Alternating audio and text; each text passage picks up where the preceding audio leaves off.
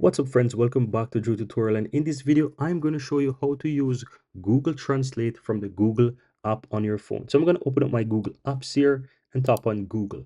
Now here right below the search you can see the translation app. Just simply tap on the translation app and you will be opening up your camera, and you can see that once you hover over anything, I'm hovering over a book here and it's going to translate it into English for me.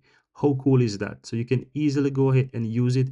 As you can see, I'm translating from Czech to English, but if you want to translate to a different language, you just need to select the language. Just choose the language and you can choose between the different language that you want, and then you can select that language and you can just start hovering over whichever document you want.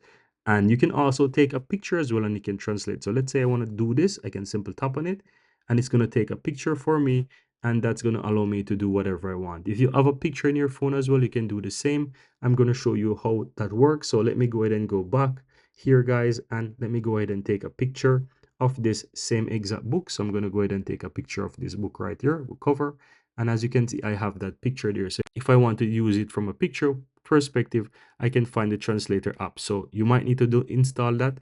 So you just want to simply type in translate and you'll find this Google Translation app, and you can search for images on your phone. So you can tap on camera and you should be able to search by images. Just simply do a swipe up and you will find images in your phone. So as you can see, I have images on my phone. So I'm going to scroll down a bit, tap on this image that I took earlier, and as you can see, it is there. Now I need to switch it the correct way, and as you can see, it started to translate the text on this image.